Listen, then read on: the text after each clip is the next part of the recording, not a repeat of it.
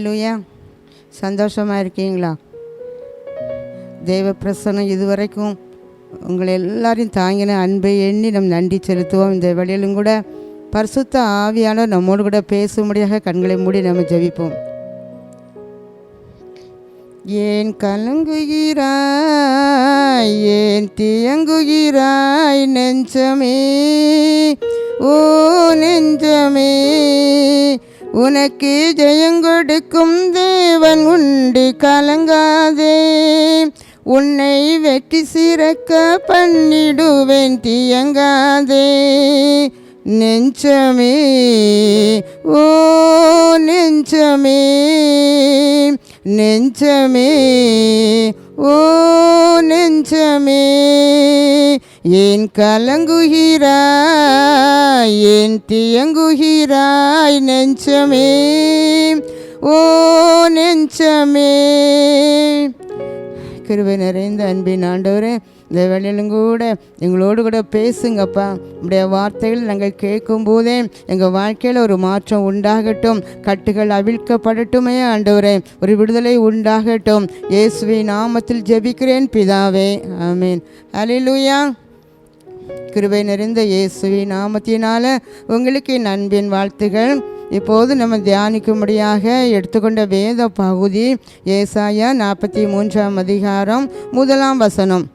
இப்போதும் யாக்கோவே, உன்னை சிருஷ்டித்தவரும் இஸ்ரவேலே உன்னை உருவாக்கினவரும் ஆகிய கர்த்தர் சொல்கிறதாவது, பயப்படாதே, உன்னை மீட்டு கொண்டேன், உன்னை பெயர் சொல்லி அழைத்தேன், நீ என்னுடையவன். இந்த வேளையிலும் இந்த அருமையான வேத பகுதியில் கர்த்தர் உங்களோடு கூட பேசும்படியாக தந்த வேத பகுதி, பயப்படாதே, உன்னை மீட்டு கொண்டேன், உன்னை பெயர் சொல்லி அழைத்தேன். இவ்விதமாக சொல்கிறவர் நமக்கு சம்பந்தமில்லாத ஒரு நபர், யாரோ ஒருவர் சொல்லலை.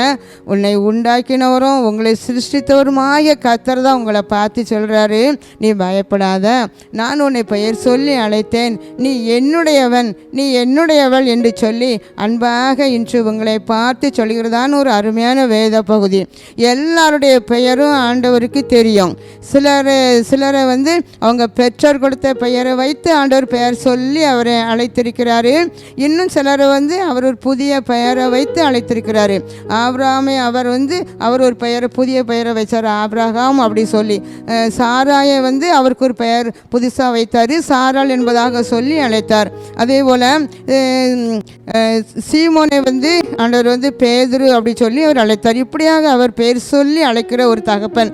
வேத புத்தகத்தில் பார்க்கும்போது எத்தனையோ பரிசுத்தவான்கள் அவர் பெயர் சொல்லி அவர் என்ன செஞ்சிருக்கிறாரா, அழைத்திருக்கிறார். உங்களுடைய பெயரையும் கூட அவர் நன்றாக அறிந்திருக்கிறார். உங்களை பெயர் சொல்லி அழைக்கிற ஒரு தேவன் தான்.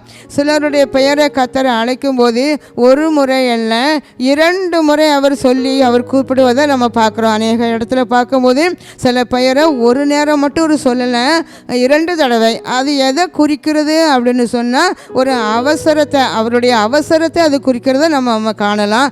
ஏதாவது அவர் நம்மோடு கூட பகிர்ந்து கொள்ளணும் அப்படி சொல்லி ஒரு விசேஷத்தை செய்தி ஒன்று இருக்கும். அப்போ அவசரமாக நமக்கு ஒரு காரியம் செய்யணும், அவசரமாக நமக்கு ஒரு செயலை அவர் செய்து முடிக்கணும் அப்படின்னு சொன்னால் நம்ம பேரை 2 முறை அவர் நினைச்சாரா அவர் சொல்லுகிற ஒரு தேவனாக இருக்கிறாரு. அநேகரை 2 தடவை அவர் பெயர் சொல்லி அழைத்ததாக நம்ம வேதத்தில் பார்க்குறோம்.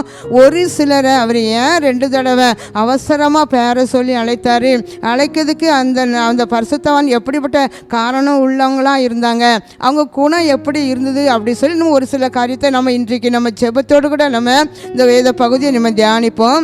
முதலாவது அப்போஸ்தலர் 9ஆம் அதிகாரம் 4-5 நம்ம வாசித்து பார்க்கும்போது, சவுலே சவுலே, நீ என்னை ஏன் துன்பப்படுத்துகிறாய் அப்படின்னு சொல்லி ஒரு வார்த்தையை சொன்னார். இந்த வேத பகுதி சவுல்ங்கிற ஒரு வாலிபன் அவர் தேவனுக்கு ஒரு பிரியமில்லாத ஒரு வாழ்க்கை வாழ்ந்து கொண்டு இருந்தார். தேவனை ஆராதிக்கிற பிள்ளைகள், தேவனுடைய ஊழியக்காரரை, தேவனை விசுவாசிக்கிற பிள்ளைகளை எப்போதும் கூட அவர் துன்புறுத்தி அவங்கள நெருக்கப்படுத்தி கொலை செய்ததாகலாம் நம்ம பார்க்குறோம். அந்த 9 பார்க்கும்போது அவர் இன்னும் சவுல் என்பவன் இன்னும் கர்த்தருடைய சீஷரை பயமுறுத்தி கொலை செய்யும்படி சீறி பிரதான ஆசாரிட்ட பெர்மிஷன் ஒரு கடிதம் வாங்கினார் அப்படி சொல்லி. அப்போ இன்னும் அப்படின்னா ஏற்கனவே இந்த வேலை தான் அவர் என்ன செஞ்சுருக்கிறாரு, அவர் செய்து கொண்டு வருகிற ஒரு வாலிபனாக இருந்திருக்கிறாரு. ஆண்டவர் அந்த மனுஷன் அந்த வாலிப பையனை பெயர் சொல்லி சவுலே சவுலேன்னு சொல்லி பெயர் சொல்லி அழைக்கும் போது அவர் ஒரு துன்மார்க்கனாக, தேவனுடைய பிள்ளைகளை துன்பப்படுத்துகிற ஒரு மனிதனாக, சபையை பாழாக்குகிற ஒரு வாலிபனாக இருக்கும் போது தான் கர்த்தர் அவன் பெயரை சொல்லி சவுலே சவுலே அப்படி சொல்லி கூப்பிடுறாரு. ஆனால் பிற்காலத்தில் அந்த சவுலுடைய வாழ்க்கை ரொம்ப மாறுதலாக ஆண்டவர் பெயரை சொல்லி அழைத்தவருடைய வாழ்க்கை வித்தியாசமாக மாறினதை நமக்கு நன்றாகவே அவர் தெரியும். ஏன் அப்படி அவசரமாக அவர் அப்படி ஒரு வாலிபனை சவுலே சவுலேன்னு சொல்லி அவர் கூப்பிடணும் அப்படின்னு சொன்னால், இந்த சவுல் அவர் அந்த தமஸ்கு பட்டணத்தில் தேவனுடைய பிள்ளைகளை துன்புறுத்தணும் அப்படின்னு சொல்லிட்டு அவர் வேகமாக நினச்சிக்கிறாரு. அவங்க கூட அந்த வாலிபன் தன்னோடு கூட ஆட்களை சேர்த்து கொண்டு பிரயாணப்பட்டு வரும்போது வருகிற வழியில் தான் ஆண்டவர் சொல்கிறாரு, அவர் சவுலே சவுலே அப்படி கூப்பிடுறாரு. கூப்பிட்ட உடனே அவர் என்ன பண்ணார்னா, வானத்திலேருந்து ஒரு ஒளி எண்ணிச்சது திடீர்னு இறங்கி அந்த சவுலை சுற்றி பிரகாசிக்கிறது. அந்த கண்களும் அவனுக்கு குருடாக்கப்பட்டு அவன் கீழே நினைச்சிருந்தான், விழுந்து போயிருந்தான். விழுந்த பிறகுதான் தெரியுது அந்த அப்படி பார்க்கும்போது ஆண்டவர் அப்போ அந்த விழுந்து இருக்கும்போது ஆண்டவர் பேரை சொல்கிறாரு, சவுலே சவுலேன்னா. இவன் சொல்ல, நீ யார், என்னை கூப்பிடுகிற நீர் யார் அப்படி சொல்லி இந்த சவுல் கேட்கும்போது தான் வேற எதுவுமே ஆண்டவர் சொல்லலை. நிறைய காரியம் சொல்லியிருக்கலாம், நீ அங்கே என் ஜனங்களை இப்படி பயமுறுத்தினா இப்படி துன்புறுத்தினா கொலை செய்தான் அப்படிலாம் கூட ஆண்டவர் சொல்லலை. என்னை துன்பப்படுத்துகிற இயேசு நான் தான், நீ யாருன்னு கேட்க பார்த்தியா, அது நீ துன்பப்படுத்துகிற இயேசு நான் அப்படி சொல்லி இவர் விளக்கம் கொடுக்கும்போது தான் அந்த சவுலுக்கு ஒரு பயம். ஏன்னா கண்கள் அவனுக்கு குருடாக்கப்பட்டு விட்டது. அப்போ ஆண்டவரை பார்த்து ஒரு அந்த சத்தம், என்ன சத்தம், பயங்கரமாக கண் தெரியல, ஒரு சத்தம் தான் கேட்குது. அந்த சத்தம் தான், நீ என்னை ஏன் துன்பப்படுத்துகிறாய், ஏன் என்னை துன்பப்படுத்துகிறாய், முள்ளில் உதைக்கிறது உனக்கு கடினமா அப்படி சொல்கிறாரு. பாருங்க, முள்ளில் நம்ம மிதித்தோம், நம்மளா போய் வழியை போய் மிதித்தோம் அப்படின்னு சொன்னால் அந்த முள்ளுக்கு எந்த ஒரு தீமையும் கிடையாது. நமக்கு மிதிக்கிற நமக்கு தான் என்னச்சது, நம்ம காலில் நினச்சியும் அது ஆபத்து. அதே போல் தேவனுடைய பிள்ளைகளை நம்ம அது பிரச்சனை பண்ணி அவங்களுக்கு துன்பத்தை கொடுக்கும்போது அது நமக்கு தான் என்னச்சது, அது நமக்கு அது ஆபத்து அப்படி சொல்லி தான் ஆண்டவர் அதை அந்த முள்ளில் உதைக்கிறது உனக்கு கடினமா அப்படி சொல்லி அவங்களை எடுத்து சொல்கிறாரு. உடனே அந்த சவுலுக்கு ஒரு பயம். ஏனென்றால் நம்ம ஆண்டுடைய பிள்ளைகளை தானே துன்புறுத்த போனோம், இயேசுவை நம்ம என்னைக்கு துன்புறுத்த போனோம். அப்போ அந்த இயேசு அவருடைய பிள்ளைகள் மேலே எவ்வளோ அன்பு வைத்திருக்கிறாரு. உன்னை தொடுகிறவன் என் கண்மணியை தொடுகிறான். அப்போ இதெல்லாம் ரொம்ப ஒரு இணையாத ஒரு நட்பு, ஒரு ஐக்கியம் வச்சிருக்கிறாரு. அதனால தான் அவங்க ஆராதிக்கிற பிள்ளைகளை நான் தொட போகும்போது இந்த ஆண்டவர் நீ துன்பப்படுத்துகிற இயேசு நானே அப்படி சொல்கிறாரு அப்படி சொல்லி அந்த வாலிபன் அதை நினச்சி தான் புரிந்து கொண்டான். அவர் பெயர் அப்போ ஆண்டவர்கிட்ட கேட்க, ஆண்டவர் இனி அவனால் ஒன்றும் செய்ய முடியாது, கண்ணு தெரியாமல் கேள்வி விழுந்திருக்கான். ஆண்டவர் தான் அவனுக்கு ஏதாவது உதவி செய்யணும். அப்போ உங்கள் சித்தம் என்னப்பா, என் வாழ்க்கையில் உங்கள் சித்தம் என்ன உணர்தான், நம்ம எவ்வளோ பாவம் செய்தோம். அந்த ஆண்டவரே நமக்கு என்ன செஞ்சுச்சா, நம்மளை பேரை சொல்லி நமக்கு முன்ன பின்ன தெரியட்டாலும் என் பேரை சொல்லி கூப்பிட்றாரேங்க ஒரு உண்மை, ஒரு உணர்வு அவனுக்கு இருந்திருக்கும். நம்ம பேரை தெரியாதவங்க நம்ம பேரை சொன்னால் நமக்கு ஒரு ஆச்சரியமாக இருந்திருக்கும். அப்போ அந்த ஆண்டவருக்கு நம்ம பேர் நன்றாக தெரியுத, நம்ம செயலும் நன்றாக, ஒவ்வொரு நாளும் நம்ம செய்கிற செயலும் அவர் பார்த்து கொண்டே தான் இருந்திருக்கிறார். ஒரு பயம். அதனால தான் ஆண்டவரே நான் என்ன செய்ய நீங்கள் சித்தமாக இருக்கீங்க அப்படி சொல்லி ஆண்டவர்கிட்ட பணிவாக தாழ்மையாக கேட்கும் போது அவன் வாழ்க்கையில் என்ன செய்யணுங்கிறத ஆண்டவர் கற்றுக் கொடுத்தார். அருமையானவர்களை, ஏன் அப்படி அவசர அவசரமாக பேரை கூப்பிடணும்னா, ஆண்டவர் அந்த நேரம் கூப்பிடாமல் இருந்திருந்தாருன்னா இந்த சவுல் வேகமாக போய் தமஸ்கு பட்டணத்தில் போய் ஏதாவது அந்த பிள்ளைகளுக்கு தீங்கு செய்திருவாங்க. அப்போ தீங்கு செய்ததுக்கு முன்னதாகவே நம்ம கூப்பிட்டு அவனை எச்சரித்து அவன் வாழ்க்கையில் ஒரு பெரிய மாற்றத்தை கொடுக்கணும். அவன் பாவம் செய்து பாவத்திலே மறித்து விடக்கூடாது. அவனுக்கு எப்படியாவது வாழ்க்கையில் நல்ல ஒரு மாற்றம் உண்டாகணும், அவன் வாழ்க்கையில் ஒரு ஆசீர்வாதம் உண்டாகணும் அப்படி சொல்லி நான் பயன்படுத்துகிற ஒரு பாத்திரமாக அவன் நினைச்சனும் மாற்றணும்னு சொல்லி விரும்பினால தான் ஆண்டவர் பேரை சொல்லி அழைத்தார். அதே போல் அந்த வாழ்க்கையிலும் கூட ஒரு பெரிய மாறுதல் உண்டாகிச்சு. நமக்கு தெரியும், அப்போஸ்தலனாக பவுலாக அநேக அவர் கச்சைகளை கூட போடும்போது வியாதி உள்ளவர்கள் நினைச்சதை குணமாகனாங்க. எத்தனையோ அற்புதங்கள் அடையாளங்கள் ஆவிக்குரிய வரங்களினால் அலங்கரிக்கப்பட்டு எத்தனையோ சபைகளை உருவாக்கினார். ஹல்லேலூயா. அப்போ இன்றைக்கும் கூட நீங்கள் போகிற பாதை சரியில்லாமல் நீங்கள் ஏதோ பாதை மாறி போகும்போது ஆண்டவர் உங்களை கூப்பிட்றாரு. உங்கள் பேரை 2 தடவை அவசர அவசரமாக, என்ன நீ பாவம் செய்திடாத, நீ பாவம் செய்திடாத, நீ போகிற பாதை சரியில்லை, உன் எண்ணம் சரியில்லை, உன் செயல் சரியில்லை. அப்படி இருக்கும்போது நீ போகிற பாதை பிறருக்கு மிகவும் துன்பத்தை கொடுக்குற ஒரு பாதை, நீ போகிற பாதை உன் பிள்ளைகளுக்கு ஆபத்து தருகிற பாதை, உன் குடும்பத்துக்கே அது பெரிய தீங்கு இழைக்கிற ஒரு பாதை. அதனால தான் ஆண்டவர் ஒன்று இந்த அதுக்குள்ளே போய் விழுதுறாத அப்படி சொல்லிட்டு ஒன்று அவர் சார் உங்களையும் கூட இன்றைக்கு நீங்கள் எப்படிப்பட்ட பாதையில் போய்கொண்டு இருக்கீங்க, உங்கள் பெயரை கத்தர் அறிந்திருக்கிற அப்படின்னால உங்கள் பெயரை சொல்லி அவர் கூப்பிடுறாரு. 2 தடவை நீங்கள் எந்த இடத்துல நிற்கீங்களோ உங்களை கூப்பிடுறாரு. கூப்பிட்டு என்ன சார் நீங்கள் என்ன செய்யுங்க, நீங்கள் துன்பப்படுத்தாதுங்க. நீங்கள் இங்கே பிரச்சனை பண்ணும்போது நீங்கள் தேவனுடைய பிள்ளைகளுக்கு ஊழியக்காரங்களுக்கு தேவனுக்கு பிரியமில்லாத காரியத்தை செய்யும் போது நீங்கள் ஆண்டவருக்கு துரோகம் பண்ணினது போல தான். அதான் அருமையானவர்களை இன்றைக்கு உங்களை பார்த்து கத்த சொல்கிறாரு, என் மகனே நீ போகிற பாதை சரியில்லை, நீ போகிற பாதை சரியில்லை, நீ செய்கிற செயல் ஒன்றுமே சரியில்லை, அது பிறருக்கு நன்மையை கொண்டு வருகிறதா, அது ஆசீர்வாதத்தை கொண்டு வருகிறதா என்று சொல்லி அன்றைக்கு சவுலை பார்த்து அவர் கோவப்படலை, அன்பாத சவுலே சவுலேன்னு அழைத்தார். இன்றைக்கு உன்னுடைய பெயரையும் அன்பு மகளே உன்னுடைய பெயரையும் கத்தர் அழைக்கிறார். நீ போகிற பாதை எப்படிப்பட்ட பாதை என்பதாக சொல்லி. அது மட்டுமல்ல, இன்னொரு காரியமும் இருக்கிறது. ஆண்டவருடைய பிள்ளைகளை நம்பி சார்ந்து வாழ்கிற பிள்ளைகளுக்கு யார் விரோதமாக வந்தாலும் கத்தர் என்ன செய்ய அனுமதிக்காதபடி அவசர அவசரமாக என் பிள்ளைகளுக்கு ஏதாவது தீங்கு வந்து விடக்கூடாது என்று சொல்லி அந்த தீமையிலிருந்து பாதுகாப்பதற்காக அவர் பெயரை சொல்லி அழைத்தார். ஹல்லேலூயா. அருமையானவர்களை இன்றைக்கும் கத்தர் உங்களை பார்த்து தான் அவர் பேர் சொல்லி அழைக்கிறாரு. அவர் பேர் சொல்லி அழைத்து நீங்கள் போகிற பாதை சரியா என்று சொல்லி உங்களை ஆராய்ந்து பார்க்க வேண்டும். அன்றைக்கு சவுலை அவர் மத்தியான வேளையில் அவர் கூப்பிட்டு ஒரு ஒளியை சுற்றி பிரகாசித்தது போல தேவனுடைய மகிமை இன்றைக்கு உங்களை பிரகாசிக்கும். ஐயா இவன் பாவம் செய்தான், இவனுக்கு ஏன் என் மகிமையை காண்பிக்கணும்னு கத்த சொல்லலை. அந்த வானத்து மகிமைக்காக மோசே கூட ஏங்கி கொண்டிருந்தார். ஆண்டவரே உங்கள் மகிமையை காண வேண்டுமே, உங்கள் வெளிச்சத்தை காண வேண்டுமே என்று சொல்லி பரிசுத்தவான்கள் காத்திருந்தாங்க. ஆனால் ஆண்டவருக்கு பிரியமில்லாத ஒரு துன்மார்க்கனாய் வாழ்ந்த அந்த மகனுக்கு தான் ஆண்டோடைய ஒளி கடந்து வந்தது. நீங்கள் இன்றைக்கி எப்படிப்பட்ட பாதையில் இருக்கலாம், எவ்வளோ ஒரு பாவம் செய்து கொண்டு இருக்கலாம், எத்தனையோ போதை பொருளுக்கு அடிமையாக இருக்கலாம், எவ்வளோ பெரிய பாவத்துக்கு நீங்கள் அடிமையாக இருக்கலாம். அன்றைக்கி இன்றைக்கு கத்தர் உங்களை பார்த்து தான் சொல்கிறார், உங்களை பெயர் சொல்லி அழைக்கிறார். பெயர் சொல்லி அழைத்து நீ மனம் திரும்பி என்று கத்தர் உங்களோட கூட பேசுகிறார். ஹல்லேலூயா. ஹல்லேலூயா. 2வது யாரை கத்தர் பெயர் சொல்லி அழைத்தார் அப்படி சொல்லி பார்க்கும்போது அவர் மார்த்தாளே என்று ஒரு பெண்ணை அழைத்தார். லூக்கா எழுதின சுவிசேஷம் 10ஆம் அதிகாரம் 41ஆம் வசனத்தை நீ பார்க்கும்போது அவர் மார்த்தாளேன்னு சொல்லி அழைத்ததாக அந்த இடத்துல நம்ம பார்க்க முடிகிறது. ஏன் அப்படின்னா அந்த மரியாள் மார்த்தாள் 2 சகோதரிகள் ஒரே வீட்டில் தான் இருந்தாங்க. இயேசுவும் கூட அந்த வீட்டிற்கு தான் அவர் போய் இருந்தார். அப்போ ஆண்டவர் அந்த மார்த்தாளை பார்த்து, ஏன்னா மார்த்தாளுடைய இருதயம் அவருக்கு நன்றாக தெரியும், மனுஷ முகத்தை தான் பார்க்க முடியும். ஆண்டவர் வந்து முகத்தை அறிகிற தேவன், இருதயத்தை அறிகிற தேவன். நம்ம அந்த இருதயத்துக்குள்ளே என்னெல்லாம் நினச்சிட்டு இருக்கிறோம், இந்த இருதயம் எப்படி வேதனைப்பட்டு இருக்கிறது, இந்த இருதயம் எவ்வளவோ கண்ணீர் வடிக்கிறது, எப்படி உடஞ்சி போய் இருக்கிறது, என் வேதனை யார்கிட்ட போய் சொல்லுவேன் என்று சொல்லி வெளியரங்க நல்லா சிரிப்பாங்க. ஆனால் உள்ள என்ன செஞ்சுட்டு இருக்கோம், அநேகருக்கு அழுது கொண்டு தான் இருக்கும். அது மனிதர்களுக்கு தெரியாது. ஆனால் ஆண்டவர் உங்கள் இருதயத்தை, உங்களை உண்டாக்கினவர், உங்களை சிருஷ்டித்தவர், உங்கள் இருதயத்தை அவர் பார்த்து கொண்டே இருக்கிறாரு.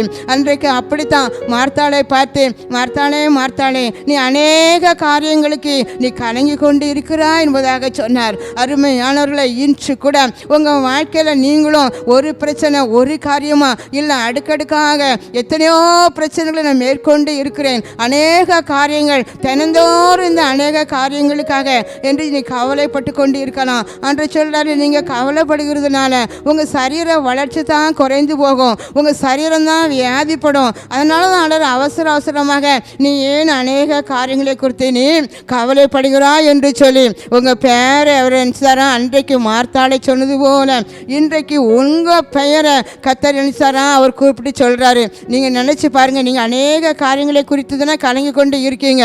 அப்போ இந்த வார்த்தை உங்களுக்கு தான் என்று என்ன செய்து கடந்து வருகிறது. ஏன் கலங்குறீங்க? நீங்கள் அநேக காரியங்களை கலங்கி கொண்டு இருக்கிறதுனால உங்கள் சரீர வளர்ச்சியை ஒரு மூலம் கூட கூட்ட முடியாது. வேத பகுதியிலே வாசிக்கிறோம், உங்கள் சரீர வளர்ச்சி குறைந்து போகும். உங்கள் சரீரத்தில் எத்தனையோ வியாதிகள், கவலையினால் அநேக வியாதிகளினால் நீங்கள் என்ன செய்வீங்க, கஷ்டத்தான் படுவீங்க. அதை என் பிள்ளைகள் வந்து இவ்விதமான கஷ்டத்துக்குள்ள ஆளாகக்கூடாது அப்படி சொல்லி அன்புள்ள தேவனாக இருக்கிற அப்படின்னால அவர் அவர் மனது உருகி உங்கள் பெயரை அவர் நினைச்சாரா 2 தடவை அவர் இப்போ உங்களை பார்த்து சொல்கிறார். நீங்கள் ஆவிக்குரிய கண்களால் விசுவாசத்தினால நீங்கள் நினச்சி பாருங்கள். ஏசப்பா உங்கள் முன்னால் வந்து நின்றுட்டு உங்கள் பெயரை 2 தடவை கூப்பிட்டு சொன்னாங்கன்னா கூப்பிட்டுக்கிட்டே இருக்காங்க. அதை நீங்கள் உணர்ந்து ஏசப்பா அன்றைக்கி சவுல் சொன்னது போல் நான் என்ன செய்ய சித்தமாக இருக்கீங்கன்னு கேட்டது போல் நீங்களும் ஏசப்பா முகத்தை நோக்கி நீங்கள் என்ன சொன்னோம் நீங்கள் பார்க்கணும்.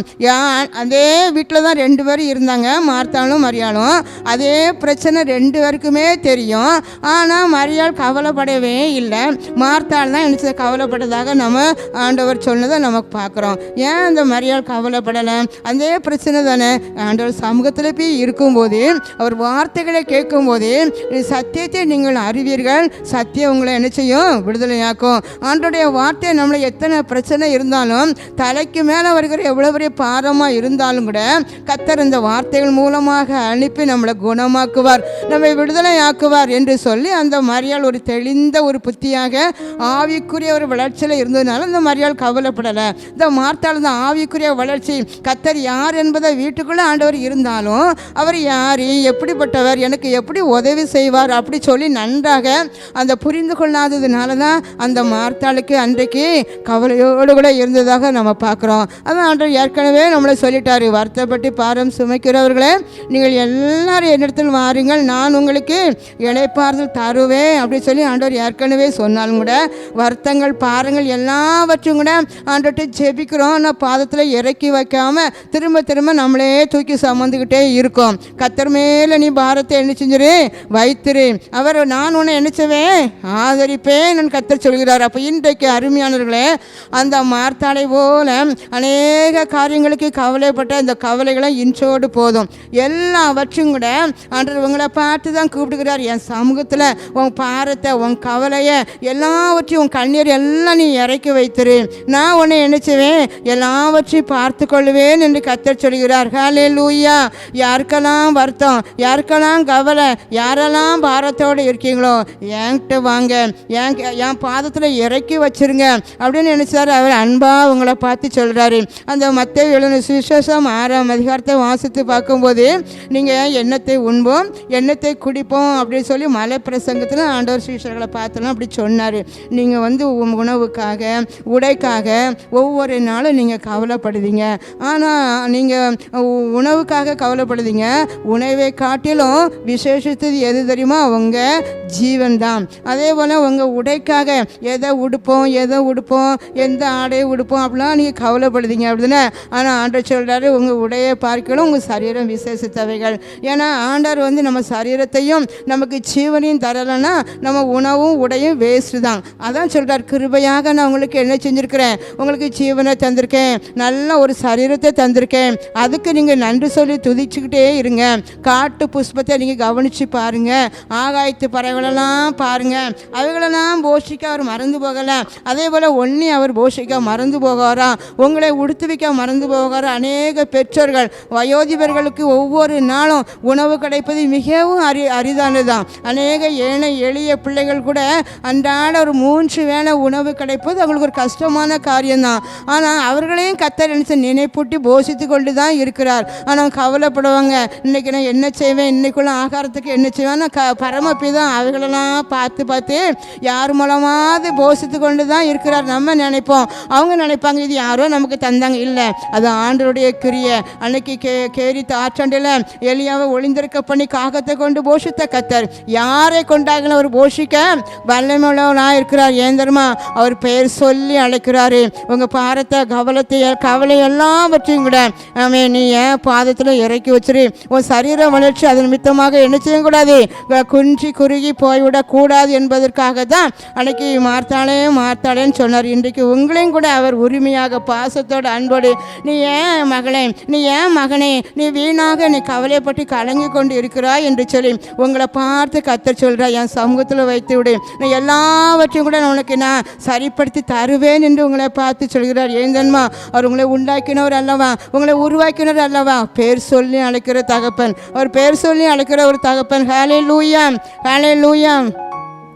அழைத்தவர் கைவிடுவாரோ, தெரிந்தவர் விட்டிடுவாரோ, பேர் சொல்லி அழைத்த தேவன் உன்னை மகிமைப்படுத்திடுவர். உன்னை உண்டாக்கினவர், உன்னை சீருஷித்தவர், உன் முன்னே நடந்து செல்கிறார். தீங்கு உன்னை ஒன்றும் செய்யாதே, தீங்கு உன்னை ஒன்றும் செய்யாதே. யாக்கோபென்னும் சிறு பூச்சியே, நீ ஒன்றுக்கும் கலங்கி விடாதே. இஸ்ரவேலின் சிறு கூட்டமே, நீ எதற்கும் பயந்து விடாதே. ஹல்லேலூயா. உன்னை பெயர் சொல்லி அழைத்த தேவன், உன்னை அழைத்தவர் உன்னை ஒரு நாளும் கைவிடுவதற்காக உன்னை அழைக்கவில்லை. பெயர் சொல்லி அழைத்த கர்த்தர் உன்னை கைவிடுவதற்காக பெயர் சொல்லி அழைக்கவில்லை என்று கர்த்தர் உங்களை அன்போடு பார்த்து சொல்கிறார். கரந்தட்டி கர்த்தருக்கு நன்றி சொல்லுமா. ஹல்லேலூயா. மூன்றாவதாக ஒரு மனிதனை அவர் பெயர் சொல்லி அழைத்தார் 2 தடவை. சீமோனே சீமோனே என்று சொல்லி தன்னுடைய சீஷனை பார்த்து விதமாக அழைத்தார். ஏன் அழைத்தாருன்னு சொன்னால், லூக்கா எழுதின சுவிசேஷம் 22ஆம் அதிகாரம் 31ஆம் வசனத்தில் பார்க்கும்போது, பின்னும் கர்த்தர் சீமோனே சீமோனே, இதுவும் கோதுமையை சுளையினால் புடைக்கிறது போல சாத்தான் உன்னை புடைப்பதற்கு உத்தரவு கேட்டுக்கொண்டார். அதான் என்ன சொல்கிறாருன்னா, சாத்தான் உன்னைய சுளைகளை கோதுமையை படைக்கிறது போல, அதாவது கோதுமை நம்ம செலவில் படைச்ச அது நல்லா தூசிலாம் போகாமல் இருந்தால் என்ன பண்ணுவாங்க, நல்லா கையை வச்சு 2வது நல்லா அதை நினச்சுவாங்க, அதை நல்லா அழுத்தி கசக்கி திரும்ப 2வது நினச்சுவாங்க படைப்பாங்க. அதே போல் பிசாசும் என்ன செய்துட்டு உன்னைய எப்படி அந்த கோதுமையை சுளையினால் புடைக்க போகிறாரோ புடைப்பாங்களோ அதே போல் உன்னைய புடைப்பதற்கு என்கிட்ட உத்தரவு கேட்டுக்கொண்டான். நான் என்ன செய்கிறேன்னா, அதன் பேர் நீ கஷ்டப்படும் போது, நீ சோதிக்கப்படும் போது உன் விசுவாசம் என்ன செஞ்சிடக்கூடாது, குறைந்துடக்கூடாது. அதுக்காக நான் உனக்காக வேண்டிக் கொண்டு இருக்கிறேன். அதை சொல்ல தான் ஆண்டவர் என்ன செய்றாரு, நான் உனக்கு சீமோனே சீமோனே உனக்காக நான் ஜெபிச்சுக்கிட்டு இருக்கேன். உனக்கு எந்த சோதனை வந்தாலும் எந்த கஷ்டம் வந்தாலும் நீ என்ன செஞ்சிடாத, உன் விசுவாசத்தை மட்டும் நீ என்ன செஞ்சிடாத, அதுலேருந்து குறைஞ்சிடாத அப்படின்னு ஆண்டவர் சொல்கிறாரு. அதான் சோதனை உண்டு, சோதனை சகிக்கிற மனுஷன் பாக்கியவான் அப்படி சொல்லி நம்ம தெரியும். ஆனால் அந்த சோதனையை விட பெரிய சோதனை எது அப்படி சொன்னால், ஒரு தேவனுடைய பிள்ளை, நல்ல ஒரு விசுவாசத்தில் இருக்கிற பிள்ளைகள், பரிசுத்தவான்கள் ஏதாவது வாழ்க்கையில் கஷ்டம் வரும்போது தனக்கு இருக்கிற அந்த விசுவாசத்தை விட்டு நம்ம குறையும் போது தான் அது ஒரு பெரிய சோதனையாக மாறிடும். அதுதான் ஆண்டவர் சொன்னார், இந்த பிசாசுக்கு முன்பதாக நீ விசுவாசத்தை மட்டும் என்ன செஞ்சிடக்கூடாது, உன் விசுவாசம் உனக்குள்ளே இருக்கிற விசுவாசம் குறைந்து போயிடக்கூடாது அப்படின்னு ஆண்டவர் சொல்கிறாரு. அதாவது நம்ம ஒவ்வொருடைய விசுவாச அளவு எவ்வளவு தான், ஒவ்வொரு மனிதனுக்குள்ள அந்த விசுவாச அளவு எவ்வளவு இருக்கும் அப்படின்னு சொல்லி ஆண்டவருக்கு நன்றாக தெரிந்திருக்கும். நம்முடைய விசுவாசத்தை அவர் அளந்து வச்சிருக்கிறார் பாருங்க. அந்த அளவு தான் நமக்கு பிரச்சனைகளையும் போராட்டங்களையும் நம்ம தாங்கக்கூடிய அளவு எவ்வளோ விசுவாசம் இருக்கோ அவ்வளோ பிரச்சனை பாடுதான் நமக்கு கர்த்தர் எழுச்சி வரான், அனுமதிப்பாரான். இந்த சோதனை கர்த்தர் அனுமதித்த ஒரு சோதனை தான். ஆனால் நம்ம ஸ்கூலில் கூட பார்க்குறோம், நம்ம ஒரு 1ஆவது படிக்கிற மாணவனுக்கு ஒரு 5ஆவது படிக்கிற மாணவனுக்குள்ள கொஸ்டினை கொண்டு எழுச்ச மாட்டோம், அந்த பையனுக்கு கொடுக்க மாட்டோம். ஏன்னா அந்த அளவு தான் அவன் கற்று தேர்ந்திருப்பான். அப்போ அவனுடைய தேர்வுக்கு தகுதிக்கு தகுந்தாலும் தான் நம்ம கொஸ்டின் கொடுப்போம், அப்படி தானே? அதே போல் விசுவாச அளவு நமக்கு குறையா இருந்தால் அதுக்கு தகுந்தால பிரச்சனை பாடு தான் வரும். ஆனால் ஒவ்வொருடைய மனிதனுடைய வாழ்க்கையில் விசுவாச பரீட்சை கண்டிப்பாக என்ன செய்யும், வரதான் செய்யும். அநேக வேளை நான் அடிக்கடி சொப்பனங்க வாங்கும்போது என்ன பண்ணுவேன்னா, இப்போ தான் நான் காலேஜுக்கு நான் எக்ஸாம் எழுதிட்டு இருக்கிறது போல் அடிக்கடி எக்ஸாம் எழுது போல் நான் நினச்சுவேன், நான் சொப்பனம் காம்பேன். அப்போ எனக்கு நான் ஜெபிப்பேன், ஆண்டவரே ஏன் நான் எல்லாம் தான் படித்து முடித்த பிறகு இனிமேல் எனக்கு முடிச்சு பார்த்தப்பறம் தெரியும் நம்ம தான் இப்போ என்ன செஞ்சுட்ருக்கேன், இப்போ நம்ம படிச்சுக்கிட்டா இருக்கோம் அப்படின்னு சொல்லி. அப்போ வேலைக்கு வந்த பிறகு இனி எங்கே நம்ம தேர்வு எழுதுவோம் அப்படின்னு நினைப்பேன். ஆனால் ஆண்டவர் ஆவிக்குரிய வகையில் உணர்த்தும் போது இது உனக்கு ஒரு விசுவாச பரீட்சை, இப்போ வரைக்கிற பரீட்சை நீ எழுச்சி 100க்கு 100 என்ன செஞ்சிடணும், மார்க்கு நீ வாங்கிடணும். அப்போ தான் நீ ஆவிக்குரிய படியில் நினச்சணும், ஒவ்வொரு படியாக ஒரு ஸ்டெப்பாக மேலே போக முடியும். உடனே மேலே நினச்ச முடியாது, போக முடியாது.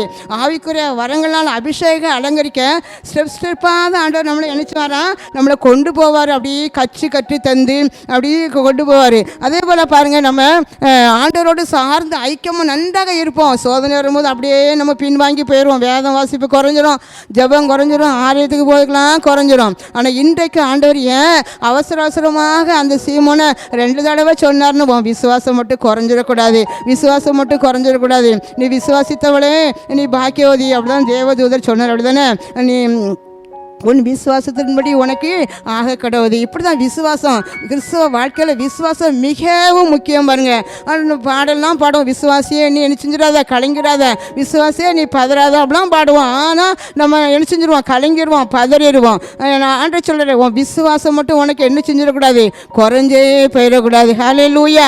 அப்போ திராணிக்கு மேலாக அவர் உன்னை என்ன செய்ய மாட்டேன், சோதிக்கவே நான் விட மாட்டேன். உன் திராணிக்கு மேலாக நான் உனக்கு சோதிக்க விட மாட்டேன். உனக்கு தாங்கிடுறதுக்கு நான் பலன் தரும். ஏற்கனவே ஒரு சோதனை வருதுன்னா, ஒரு பிரச்சனை வருதுன்னா, அதுக்கு முன்னாடி அட்வான்ஸாகவே அதுலேருந்து விடுதலையாக்கு ஆண்டு தப்பிக்குள்ள வழியும் வச்சுருப்பாரு பாருங்க நமக்கு. அதனால் நான் தான் சோதிக்கப்படுறேன், நான் தான் கஷ்டப்படுறேன்னு சொல்லவே செய்யாதுங்க. ஆண்டவர் சொல்றாரு, உங்களை அவசரமாக அன்றைக்கு தவறான வாழ்க்கையில் தவறான பாதையில் போன சவுலை 2 தடவை பேர் சொல்லி அழைத்து வாழ்க்கையில் ஒரு பெரிய மாற்றம் வந்தது போல அநேக காரியங்களுக்காக கவலைப்பட்டு கொண்டு இருந்தேன். மார்த்தாளை பார்த்து 2 தடவை பேர் சொல்லி அழைத்து அந்த உங்களையும் கூட அபிதமாக இந்த நாள் ஏன் கலங்குகிற சொல்லி மிகவும் அன்பாக கரிசனோடு அக்கறையோடு அந்த மார்த்தாளை பார்த்து சொன்னார். அதே போல தான் இன்றைக்கும் கூட ஆமே விசுவாசம் சோதிக்கப்பட்டு கொண்டிருக்கீங்களா, நீங்கள் இப்போ கஷ்டத்துக்குள்ளே இருக்கீங்களா, ஏதோ என் வாழ்க்கையில் ஒரு பெரிய சோதனை கர்த்தரை நீ அனுமதிச்சுக்கிற அப்படி கூட நீங்கள் சொல்லலாம். ஆனால் எதுக்காக தெரியுமா, உயர்ந்த நிலைக்கு உங்களை கொண்டு போவதற்காக, அடுத்த லெவல் உங்களை கொண்டு போவதற்காக தான் இந்த கஷ்டம். கர்த்தர் கூடவே இருக்கிறாரு. உங்களை பேர் சொல்லி அழைத்து எல்லாவற்றிலும் உங்களை விடுதலை ஆக்குவேன். நீங்கள் கலங்க அவசியமே இல்லை. நான் உன்னை மீட்டுக்கொண்டேன், நீ என்னுடையவன், நீ என்னுடையவன் என்று சொல்லி அன்பாக உங்களை பார்த்து சொல்கிறார். ஹல்லேலூயா. திராணிக்கு மேலாக சோதிக்கப்பட ஒரு நாளும் விட மாட்டார், தாங்கின பலன் தருவார், தப்பி செல்ல வழி செய்வார், தப்பி செல்ல வழி செய்வார். கலங்கிடவே வேண்டாம், நீ கலங்கிடவே வேண்டாம், உன் இயேசு கைவிட மாட்டார். கண்களை மூடி ஆண்டவர் உங்களோடு பேசினார் அல்லவா. உங்களை பேர் சொல்லி அழைக்கிற தேவன் உங்களை பார்த்து, உங்கள் பெயரை பார்த்து 2 தடவை என் அன்பு மகனே என்று சொல்லி உங்களை 2 தடவை நீங்கள் கூட நினைக்கலாம், என் பேரை சொல்லி அன்பாக அழைக்க யாருமே எனக்கு இல்லையே என்று சொல்லி நீங்கள் நினைத்து கலங்கியிருக்கலாம். பரிசுத்த ஆவியானவர் என்று உங்கள் அன்பான முகத்தை பார்த்து என் அன்பு மகனே என்று சொல்லி உங்கள் பக்கத்தில் வந்து உங்கள் பெயரை சொல்லி அழைக்கிறார். நான் உனக்கு என்ன செய்ய வேண்டும் என்பதாக சொல்லி. ஆமென். ஹல்லேலூயா. ஆமென். அவருக்கு பிரியமனாத பாதையில் நீங்கள் சென்று கொண்டிருக்கலாம், அல்லது உங்களுக்கு யாரோ தீமை செய்து கொண்டிருக்கலாம். எதுக்கோ உங்களை பெயரை சொல்லி கத்திருந்த நாளில் உங்கள் வாழ்க்கையில் பெரிய மாற்றம், ஒரு பெரிய ஆசீர்வாதத்தை கொண்டு வருவதற்காக பெயரை சொல்லி அழைத்தாரே. ஒரு பெயரை சொன்னாலே போதுமே, உங்கள் பெயரை சொல்லி இருக்கிறாரே. ஹல்லேலூயா.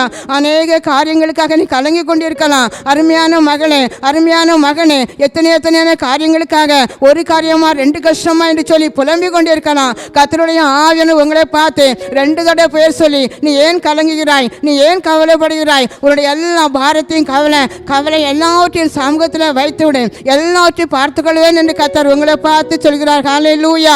அது மட்டுமல்ல, இந்த நாளிலும் கூட ஆமென் சோதிக்கப்பட்டு கொண்டிருக்கின்றீர்களா, நெருக்கப்பட்டு கொண்டிருக்கின்றீர்களா, கர்த்தர் உங்க கூடவே இருக்கிற என்று வாக்கு கொடுக்கிறார். ஹல்லேலூயா. அன்பின் ஆண்டவரே, ஒவ்வொரு பிள்ளைகளோடு இடைப்பட்டதற்காக நன்றி. ஒவ்வொரு இல்லத்துக்குள்ள உன் அன்பு ஆண்டவரே உடைய கிருபை தெளிக்கப்பட்டதற்காக நன்றி. எல்லா பிள்ளைகளையும் சிறு பிள்ளைகள் முதல் பெரியவர் வரைக்கும் முதியோர் வரைக்கும் ஆதரித்து வழி நடத்துங்க. இயேசுவின் நாமத்தில் ஜெபிக்கின்றேன் நல்ல பிதாவே. ஆமென். God bless you.